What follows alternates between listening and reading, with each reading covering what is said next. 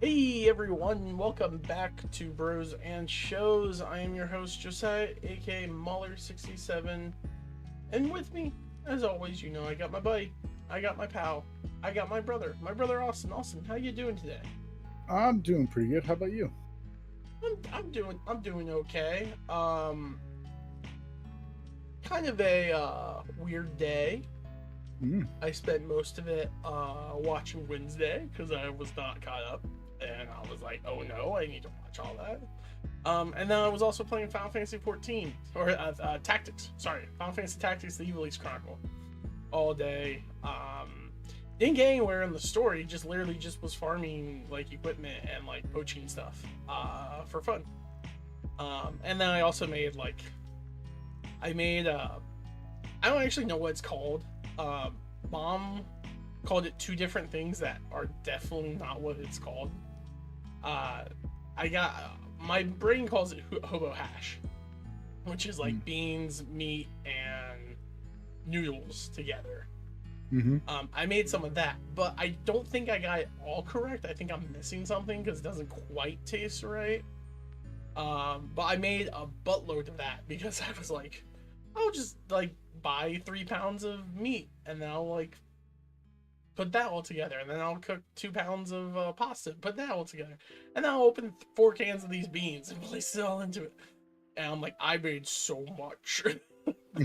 This is all I'm going to be eating for the whole week. I am going to be fluctuating so much. It's going to be crazy. Um, but yeah, no, I did that. Play games, watched Wednesday all day. And other than that, that's basically all I did. At least today. I also had like VTM and whatnot this weekend, but nothing too big going on there. I'm not really big into like going into that or anything because nothing huge happened. But Austin, what about you? How was your week? Like, what'd you do? So pretty much, whole week's just been crazy. Today, yesterday we went to a farm that you can pretty much like feed animals from your your car. So you have like these buckets and they're like full of pellets and stuff that animals come up. So there's like bison, there's water buffalo, there's like pigs, there's like zebras and stuff like that, and giraffes and stuff. So I got some pretty cool pictures of us feeding those kind of animals. And then we went to the Loudonville Fair to get some food and like hang out for a minute. And then today we kind of just cleaned most of the house, and then we just hung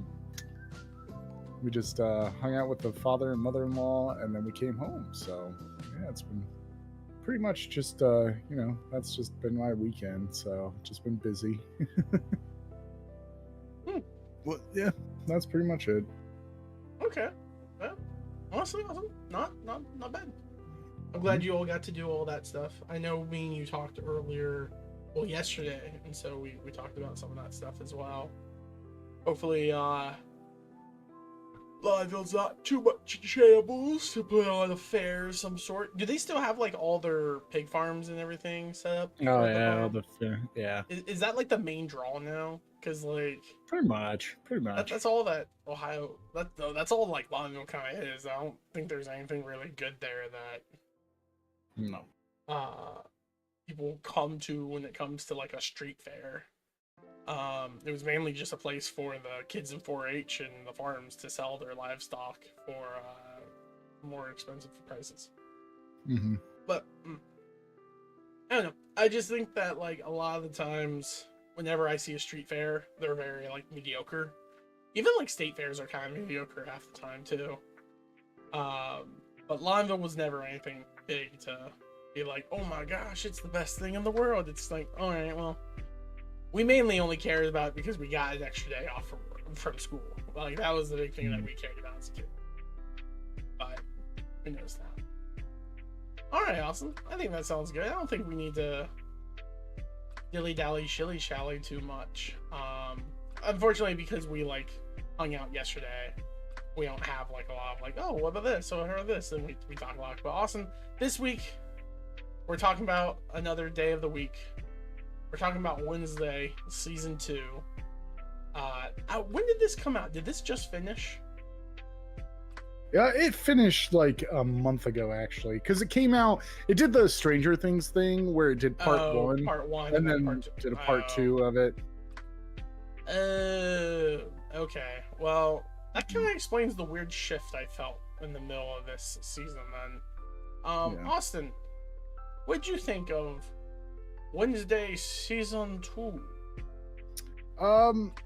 I enjoyed it. It was good. It was I don't know, it did stray away a little bit of like regular shows of how they just do, where it's like, hey, they set up this villain and this is the villain throughout the whole series. Yeah. And then at the end, you know, the last episode is like how they solve it.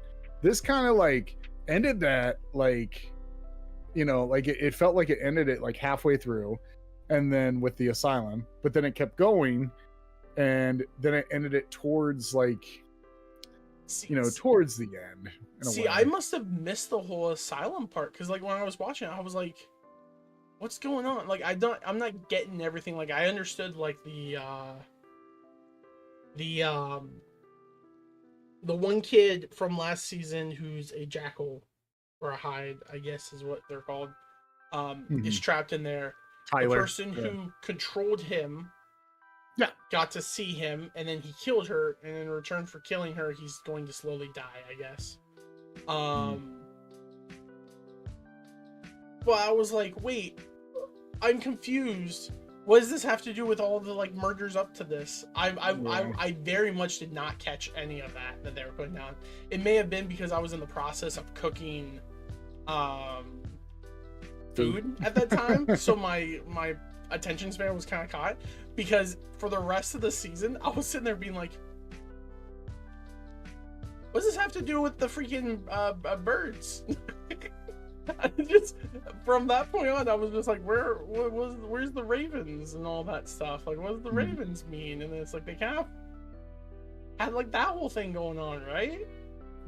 I was just so confused at that point. Like up to that point, I was like, yeah, I'm paying attention, and then that episode, I got very confused with who was the villain of who. Because I don't know if by the end of the season did they solve who's controlling the birds. Was that in episode 4? Yeah, that was in the asylum actually. Yeah, you find out. I didn't catch that. Yeah, so it's actually the lady that was the doctor's assistant. Yeah, okay. No, she was the doctor's assistant. She was the one with like the really, she had like the really nice knitted sweater and like, yeah. She wasn't a psychiatrist. I thought she was like her assistant. I totally took it that she was.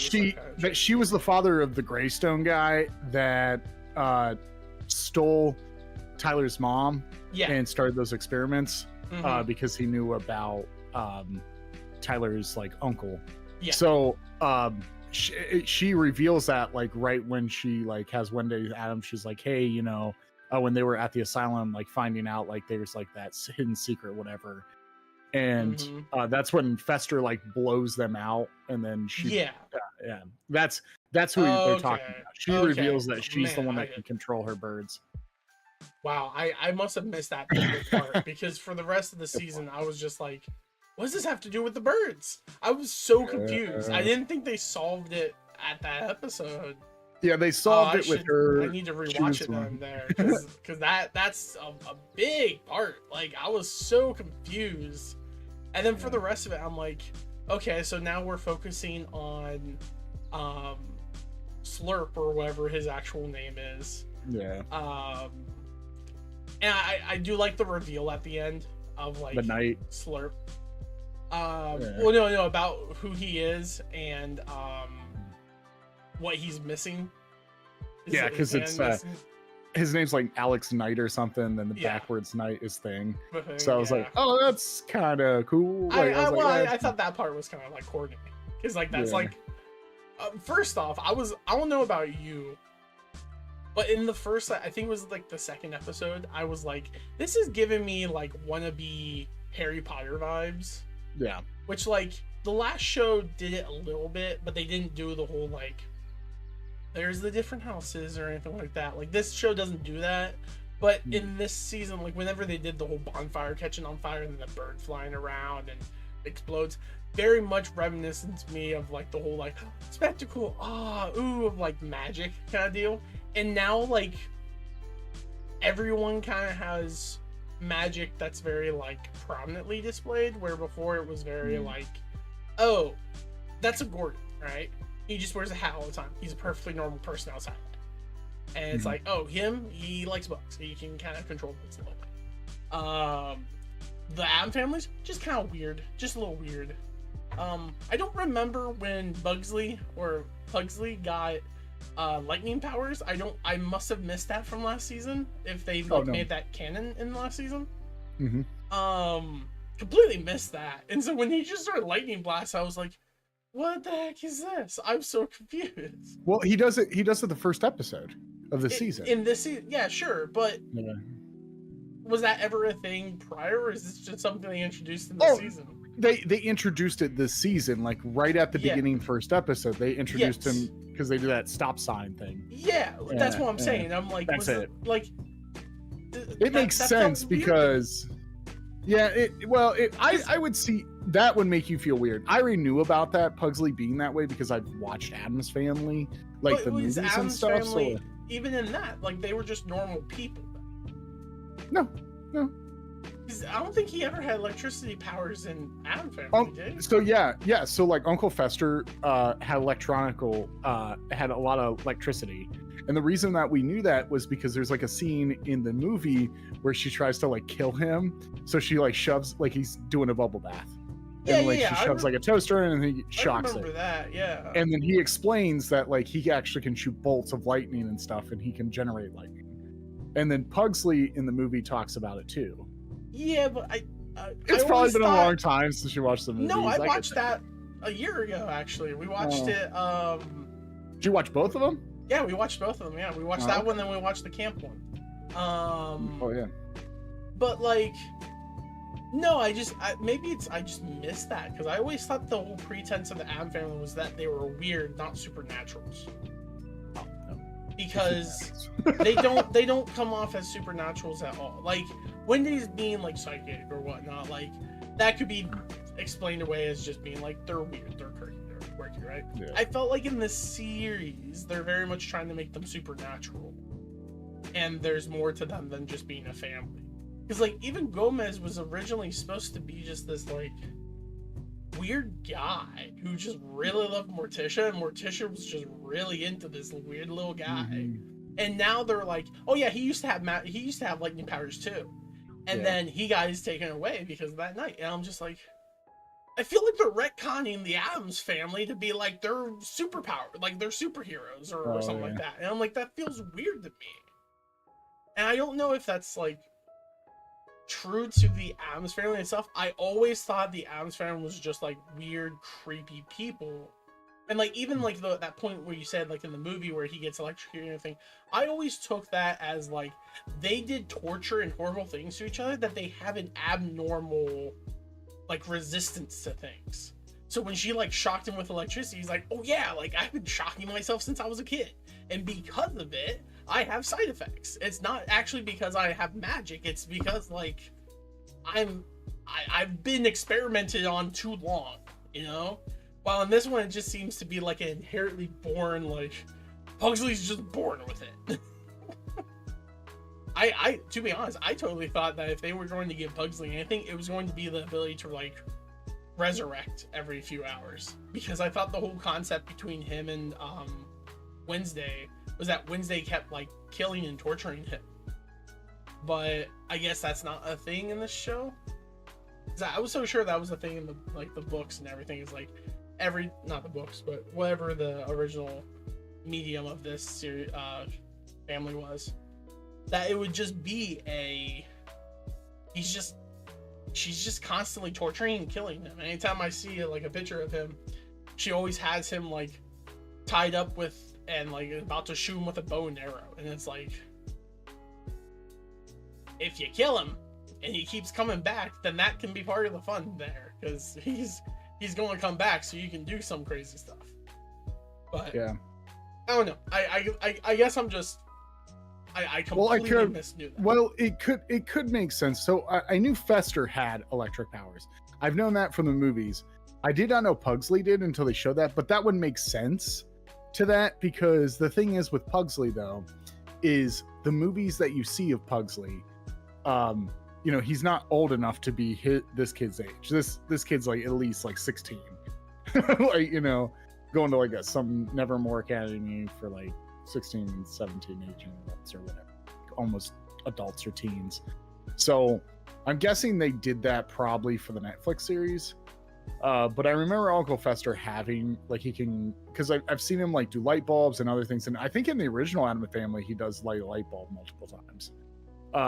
But they don't do the shooting lightning thing. I think that's just you know, something they use for power, like in the show, because then it's kind of like how I think it's kind of like how they did with the boys, where the boys, like in the show, you know, they're just human. They're not superhuman because they take the V. So they're like, oh, well, we don't want to overpower them when we give them a threat. So I think that they were like trying to get the Addams Family on like a plane level a little bit more. Instead of just being this weird family, they gave them powers to make them weird. Must have. But I will say this. I did enjoy Uncle Fester's episode this season. I thought it was hilarious, and I laughed a lot of the times. The Singing Asylum place. Yeah, because Fred Armisen, I think that's his name, Fred Armisen. Mm-hmm. Armisen. He does a great Uncle Fester, and I know that they announced like I think like a month ago that they're doing a spin-off with him. So that makes total sense, because you know a lot of people like that character. But I did enjoy a lot of his. And I realized that like this season was very heavy on like trying to bring the whole Addams Family together as like a show instead of just Wednesday as like the focus, because like this last season was like, you know, they were all away from her, and she like brought Uncle Fester, and Uncle Fester did come back, but like, you know, they were living on like campus now, so you're like, oh, okay, they're trying to bring Louise Grossman, and I forget her name. Oh my gosh. I think the reason why they did that is because they were well received in the first Wednesday season. Like, everyone was pretty on board with Jenna Ortega being Wednesday. Yeah. That they're like, heck yeah, we got this. Good job. And so like when they cast everyone else, I remember like people being a little mixed about a couple of the people. But after like the first Wednesday, everyone was kind of like, no, they all did their job pretty well. Like people really like Gomez. Now I feel like because people kind of gave them the sign like, hey, we like this, they're like, hey, let's bring them in more. Like, let's do it now, and then we can bring in like a new series called The Addams Family, or like a spin-off or a movie at any point for the family, right? Make this our own Universal Beyond with Netflix style Wednesday, because you know people love those Burger King fries and everything. They can do that. I looked up a thread on Reddit that someone was talking about the Addams Family's powers, and the one thing that they said is that the Addams Family, or like their initial concept outside of Wednesday, had no powers. They did not have powers, but they apparently had like a rule that like had to be followed. And the one rule that says like they don't know if it's a curse or what, because it's never talked about, it's never mentioned. It's that Addams cannot kill another Addams. And if they had a curse that says like an Addams cannot kill another Addams, it would explain how Wednesday could always try to torture and murder and maim Pugsley, but Pugsley could never die. It explains how Morticia and Gomez can do all the crazy stuff they do and not die. It can also explain how Gomez and Fester, because Gomez did the same thing on Fester, like he experimented all over him as well. And then we also explain in your little movie how she couldn't kill him because she was married to him at that point, and she was Addams and thus couldn't kill him. So I don't know. I'm fine with them being more magically like based and like being like a magical family. I was so confused after Pugsley started using lightning bolts. I was like, did he always have that? Like, was there like some Addams Family cartoon where he just started like lightning bolting someone to death? And I was like, oh yeah, that's normal. But no, back to Wednesday. I thought the whole like outsiders or whatever you call them, the what do they call themselves? They are outsiders, right? Nightshades. They're not outsiders. Oh, Not the Nightshades. What do they call the people? Outcasts. Outcasts. Thank you. I knew it was like out something. The whole like concept of the outcasts is fine with me. It's a fine situation. Gotta say, really enjoyed Steve Buscemi in this season. I really like him being the villain. It was a nice change of character pace from what we got to see him for the last 4 weeks with. I think, see, that's the thing. He played as his Boardwalk Empire person, where he's just like this villain, but he was like a PG villain compared to Boardwalk Empire. But I do like it when he does play a villain. I love Steve Buscemi as a villain. The thing I'll say about him that I like that he did in this season, right, is that he played the very like, I'm unassuming, I'm just this guy, I'm just doing my thing, I'm trying to make Nevermore back to what it used to be, blah blah blah blah blah. And he obviously came off as just this like uncool guy, and then like you slowly start realizing very quickly after he starts doing it to I think it's Bianca is her name, I could be wrong, the siren girl, where he just kind of like blackmails her, and he's just like, you're gonna do it, and I don't care. And I totally thought we were going to find out like he was going to be the big bad villain in the end, and we are going to find out that he's actually not an outcast. He is a normal dude who has collected like bits and bobs around the world that lets him become an outcast effectively. Like he had the little siren coin that made him invincible to sirens. You're going to find out that he wasn't actually shooting fire or creating fire, but it was rather like he had an amulet stone of like the Fire King from Southern Water Tribe or something like that, and that allowed him to fire thing. And then they're just going to find out that he was just a guy who really liked outcasts, and he was a misfit at Nevermore because he was just a normal person, and he was coming back to like sabotage them effectively, or I thought that, right? But I'm fine with how I was completely off. I'm fine with how his story kind of wrapped up with like his amulet getting stolen from him, and then she convincing him to just admit everything. And I loved how like nonchalantly he just started explaining. He's like, yeah, so it all started whenever I forced her to do that. It was great. Hold for applause. Yeah, anyways, this. And then once he realized, like, oh crap, this is a stick up. I'm like, you have fire powers, and your first thing is to grab the girl who can literally tell you to do anything with a fire gun. Is your finger. Is so funny to me. It's like it's like a dumb concept where it's just like, oh no, you've been found out. Take someone hostage, yeah, sure. How do you show you mean business? Finger gun. Like, it's just truly funny. But I do like how brutal it was, where he got turned to stone and then he got crushed. But he's the one who burned the rope, so it's not technically him being killed, it's suicide, basically. And they're okay with villains being done in by their own karmic suicide, effectively. Yeah, he did himself. He did himself. That's a classic Disney trope with like Tarzan with what's his name? Clegane or something. Flint.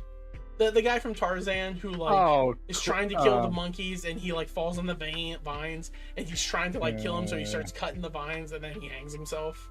It's like poetic justice. He wouldn't have died if he didn't do that, but he was too filled with hatred that he died. And it's like, but yeah.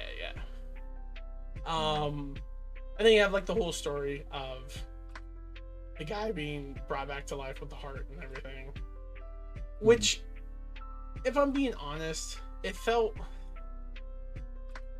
that did the one thing I hate in like TV shows. Do you know what I mean? Do you know what I'm talking about? Oh, you don't? No. Okay. No. I thought whenever you went, like you're like, Well, I I thought you were about to say something that I brought up when I saw that. What? I was like, well, this is a Tim Burton movie, you know, because the thing is like when they did the animation to like show the story of that, I was like, yeah, this is very Tim Burton now, and I was like, yep, that he must have had like his hand into that, and then like them coming up with that concept, I was like, yep, that's very Tim Burton-y. So, you know. I was thinking more of, I hate whenever shows do a thing where like they introduce a character and it's like, oh, this person just so happens to stumble upon this individual who just happens to bring him back, and it's just now that he's back, everything's going, and it turns out that person that he just happens to hear about his first night at Nevermore, he just happens to resurrect, was killed by his mom dead.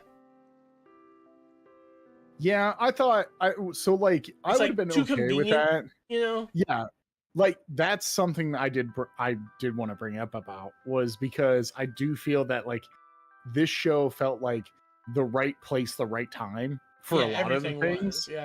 And like it kind of was like I don't really like that. Now if there was something where like you know, Wednesday like sees a vision and like she shows, you know, she like thinks something that's under there or something like that, and then Pugsley's with her, and then Pugsley's like, hey, I want to investigate.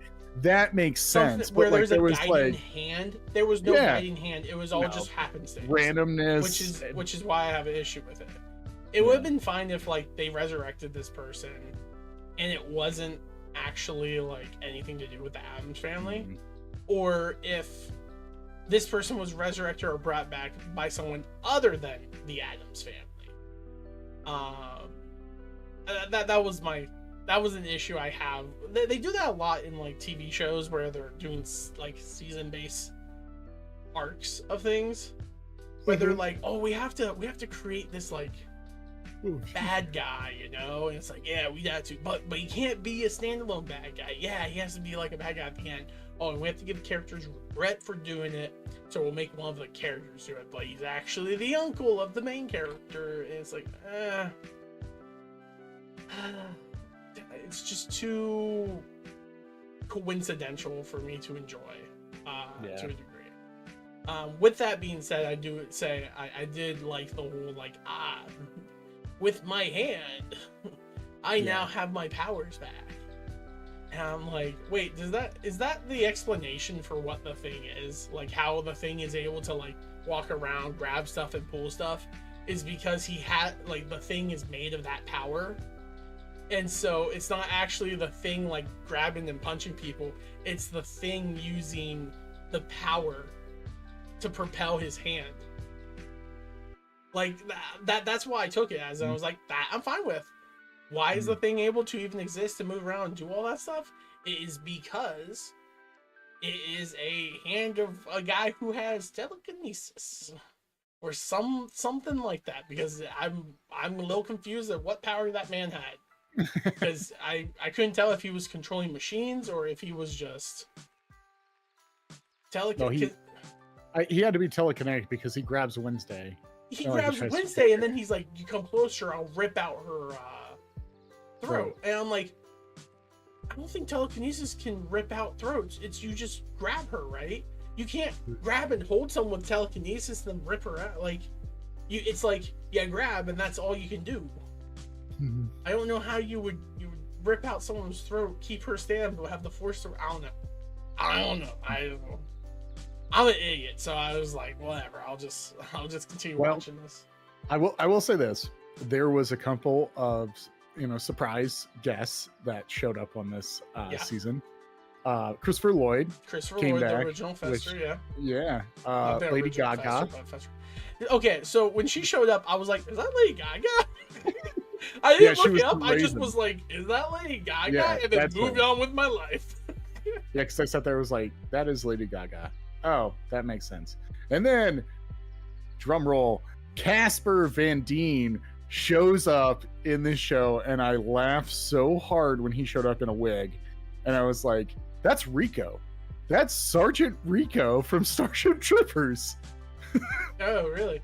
Yeah, the guy Who was that he? like, he's the one. Okay, he's Gideon, the cult leader that was after wanted his money at the end. Oh, okay. That's Rico. That's Rico from Starship Troopers. I did not. The main I character. haven't watched Starship Trooper enough to recognize. Yeah, that because guy. when he showed up in like his wig and he was like doing the like mixed talks or whatever, I was like, is that Casper Van Dio? And then I was like, oh my gosh, it is. And then when We're they here like, to started gather moving- psychics for an initiative against bugs. yeah, it was kind of fun. And then Glendon Christie surprised me with like her being, her showing up again. But That she does have a doesn't surprise Netflix me. deal. That doesn't surprise me because of how liked she was in the first Wednesday. And the fact that when she got killed off in the last Wednesday, it was kind of like, that's crazy that they had such a big name in Gwendolyn Christie. And they just killed her. Now they're like, hey, we can bring her back whenever the heck we want.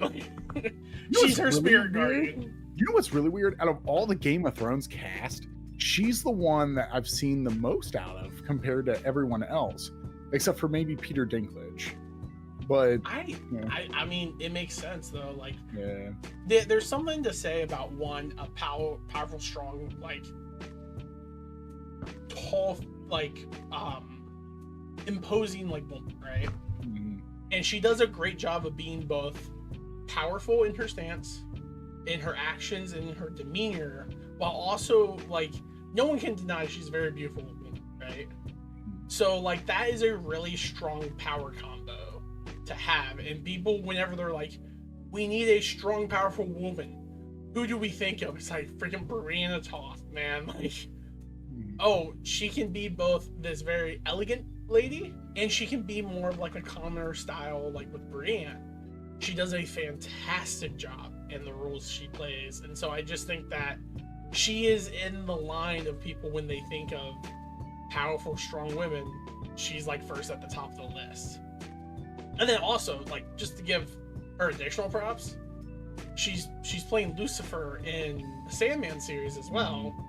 And that's not even like a technical like female role. That's like a non-binary role in the form of like angels have no sex.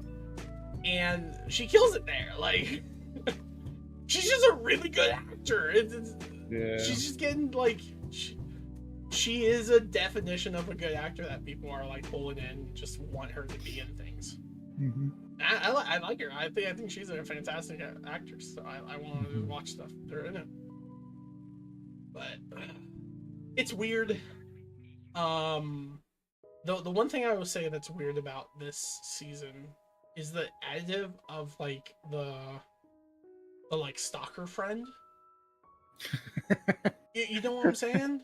Yeah, it's kind of weird, but it also, so I did have a problem for two reasons with that. One, I felt that she it was like a Deus Moxia thing with her a lot, where like she saves the day, like she does it like a couple times. Oh yeah, and multiple times only where she's because just her, invisible there.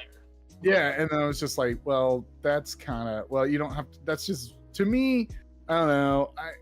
I still like the show. I thought the show was good, but I think that was bad writing sometimes, where they couldn't like figure out something like, how are we going to figure this out? Because I think what happened, because like the thing that kind of turned me off with her was the ending where they bury Wednesday, and then she said that she left, and then she went, and then she came back. She was like, "Oh, I ditched my dad." I was like, "Oh man, that kind of felt." Here's my issue, right? It wasn't necessary. They could have had her leave and still play out the same thing, because it's revealed after Wednesday gets up that her mom and dad shows up, right? Yeah, which that was so weird. It was random, right? Yeah. And her mom's like, thanks to spirits. And Wednesday looks up and see Gwendolyn Christie's character, and she's like, or at least one, right? So like her mom can see Gwendolyn Stacy. Her mom can see her spirit guardian, and so her spirit guardian told her about this issue. They didn't need to bring back the stalker girl. It could have been just like her mom and dad heard about it, Edith heard about it, and she's like, let's get there. And then like they couldn't unbury her themselves. So then Ida has to wolf out, rips out. Same exact story, same exact concept. The same people are at play and they run. Yeah. The only difference is that whenever Eden runs, she doesn't have someone to just look at her and say, hey, follow her off screen and don't come back till the end of the season. Like, that's basically what she tells her. Is like, Eden fulfilled her role. Eden's out for the rest of the season. Now you're out for the rest of the season, to explain how, like, we're tracking her. Which is fine.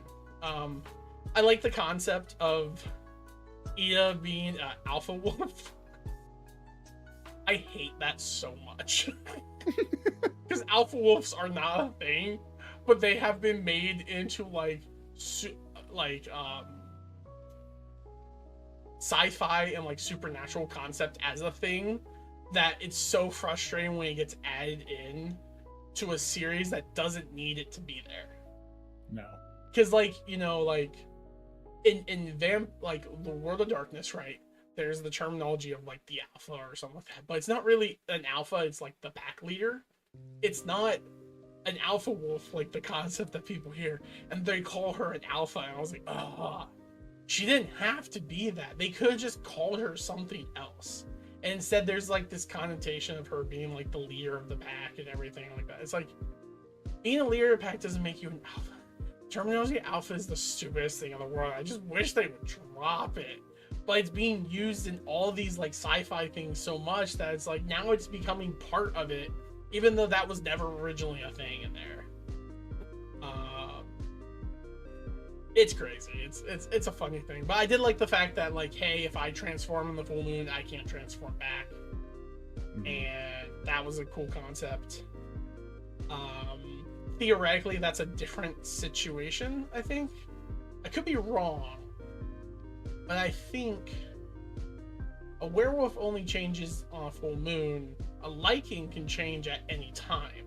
She seems to be more of a Lycan, not a werewolf now, but I don't think the show's going to distinguish that, because I think they're just kind of swinging to the fences with whatever concept they want to create, which is fine. Let them have fun. It's good for them. And Wednesday's grandma. Oh yeah, Wednesday's grandma freaked me out. Why? Because I have not seen that girl ever since the girl that played her. Uh-huh. I haven't seen her since James and the Giant Peach, and she terrified me. She's the skinny Aunt Spiker, where she's like, you little fool. Yeah, I just want to. I need to look up her actress then. Hold on, give me a second. Yeah, I think her name's like Joanna, but I don't remember her last name. But I remember she was Aunt Spiker in James and the Giant Peach. Because I looked her up when I was watching. I was like, that girl looks so familiar. And I was like, is that the girl from James and the Giant Peach? And then I was like, wow, that's a callback. I don't know if you remember her in James and the Giant Peach. Here, I mean, I remember the two ants. I'm just trying to find her. She was the skinny ant. Not the I got that. I'm just trying to find her image. What is her name? It looks like her name's Jonah Lumley. Joanna.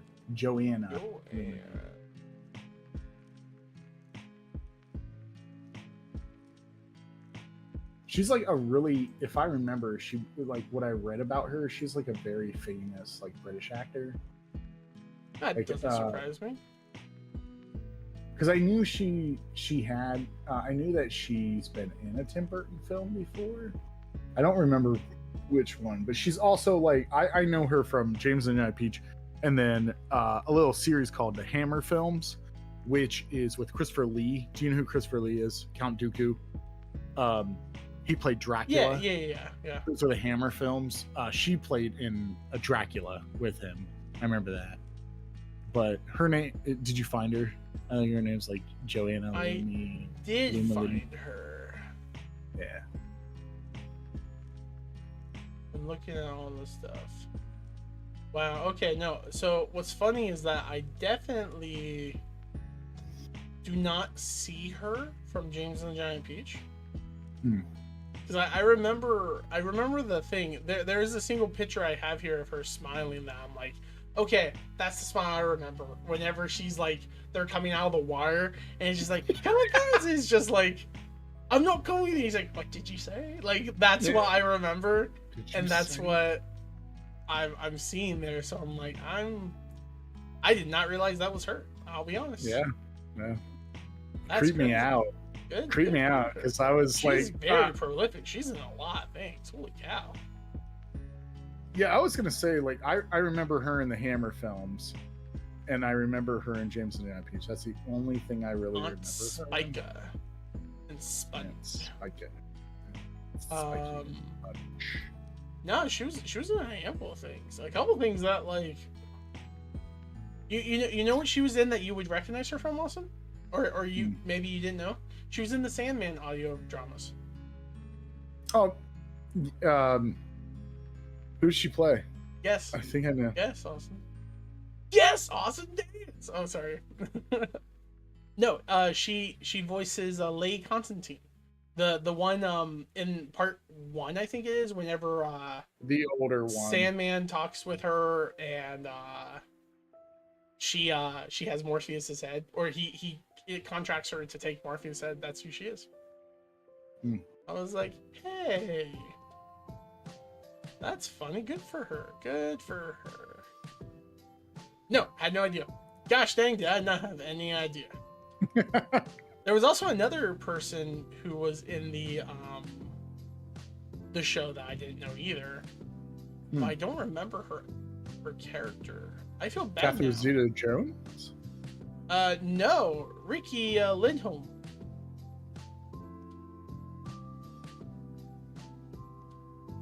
I don't know if I remember Ricky. Oh, are you talking about the girl from Hall & Oates? Yeah. Yep. Yeah, she played in the first season. It's Garfunkel and Oates, but yeah. Yeah. Yeah, well that's the thing. Oates, yeah. They showed her image, and I was like, I don't remember her.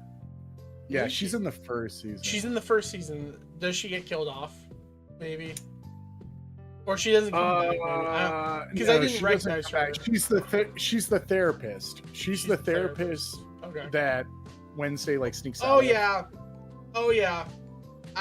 Again, it's been like a couple years since I watched Wednesday season 1. Yeah, I'm like, I should have rewatched season 1, but because they're all like season based, I don't really need to watch them all. Well, you know who she's married to, right? Nope. She's married to Fred Armist, the guy that plays Fester. Oh, that makes sense. That's cool. Yeah. Good for them. Good for them. Ah. I follow the other person from Garfunkel's and Oates on my TikTok and everything, because that's the voice of Sadie and other characters from shows we really like. And so she like does like murals all over the place now, and I'm like, I'm for this. This is like great art style. I love it. So anytime I see either of them, I'm just like, yes, you two. I love their music. Their music was really fun back whenever I was in college. I don't know if they put out anything recently, but I very much enjoy them. So would not mind them coming out with more. I actually think one of them did a solo album not too long ago. I could be wrong. Anywho, Austin. Yeah. Yeah, overall, I enjoyed the season. It was good. I think my only another issue I have, not like anything big, I don't like how the Bianca, like the solo siren girl, keeps being like a villain in the series, because she's being like coerced or like affected or changed or whatnot. There's a point where the writers have to come up with a way to cause issue and drama without it being, I'm controlling you against your will. Having a character that can do that is just kind of OP. Also, having a character where they can control someone and make them forget stuff at the same time, too OP. You have to make it one or the other. It should be they can control their action but can't like wipe the memory of them being like forced to do something, or they get their memory wiped and don't remember anything, but they can't force people. You have to have strong cutoffs there to make it a downsize for them. But it's too OP, which is why they introduced that little necklace thingy, so that way she can't control Steve Buscemi's character, because it's like, what stops her from just saying no? It's like, this necklace, aka a MacGuffin. Ooh, like, error writing, maybe? I don't know. I'm just being a jerk there, but whatever. Alright, awesome. I think that basically covers it for this week of Bros and Shows, where we talked about Wednesday. Do you have anything you want to say about the show real quick? No, I enjoyed it. It was fun. I will say I binged it. I did start Friday night. I was really tired Thursday night. Didn't get a lot of sleep. So Friday night I just sat in bed and I couldn't sleep, and I was like, this is perfect time to start watching Wednesday. And I just started watching Wednesday, and before you know it, it was like 2:00 in the morning. I was like, oh, I gotta go to bed. I gotta go to bed. And I was like, I'm on episode 4. So, and then I finished it up late last night. So I was like, okay, cool. Honestly, if I knew it was split up into 2 parts like it was, I think what would have been better is I watched 4 of it one night and then 4 of it the other night. But instead I watched like it kind of more condensed. And that confused me. I felt like it very much felt like 2 different stories to me, and I didn't realize that there was a natural cut in the center of it. But that's fine. All right, awesome. Well, I think that basically covers it for this episode of Bros and Shows. Also, I want to thank you so much for joining me on this episode.